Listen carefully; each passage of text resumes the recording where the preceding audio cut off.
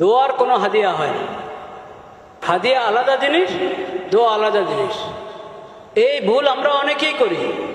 হুজুর দোয়া করেন, সাথে একটা নোট ধরায় দিব আপনাকে। হাদিয়া দেওয়ারও নিয়ম জানে না, দোয়া চাওয়ার নিয়ম জানে না। হাদিয়া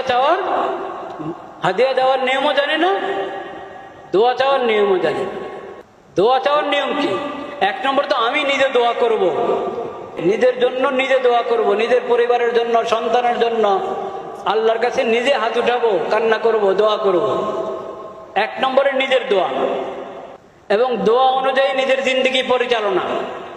মুসিবতে পড়লাম, হাত উঠে দোয়া করলাম, কিন্তু আল্লাহর বিধান মানি না।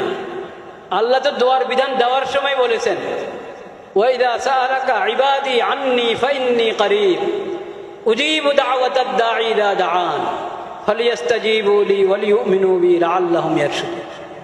আমি তোমাদের দোয়া সাড়া দিব, তোমাদের দোয়া কবুল করব, তোমরাও আমার ডাকে সাড়া দাও। আমি যে তোমাদেরকে বিধান দিয়েছি, ইয়া আইয়ুহাল্লাযীনা আমানু, হে ঈমানদারগণ, হে আমার বান্দারা, এইভাবে আমি কোরআনে তোমাদেরকে ডেকে ডেকে বলেছি না বলিনি? বলেছি। এই আমল করো এবং এই পাপ ছাড়ো, তোমরা আমার ডাকে সাড়া দাও। আমরাই খালি আল্লাহকে দোয়া করব আর আল্লাহ আমাদের দোয়া শুনতে থাকবেন। আল্লাহর ডাকে আমাদের সাড়া দিতে হবে না, নাউজুবিল্লাহ। এই একতরফা কারবার চলে না।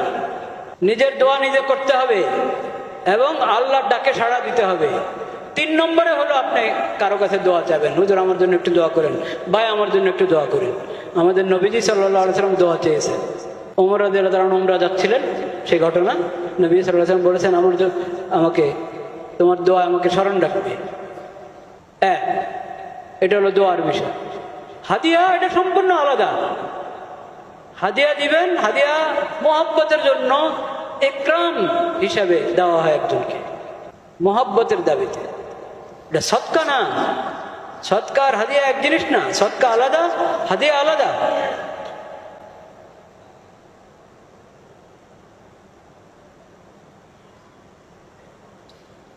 হাদিয়া এটা মোহাব্বতের ভিত্তিতে ইকরামের জন্য পেশ করা হয়। আপনি হাদিয়া দিয়ে মনে করছেন, যদি মনে করেন যে আমি করুণা করলাম, তার প্রতি দয়া করলাম, এটা কখনো হাদিয়া হলো না। ওটা তো সদকার ইয়ে তো পড়ে না। আমি দয়া করছি তার প্রতি, এহসান করছি।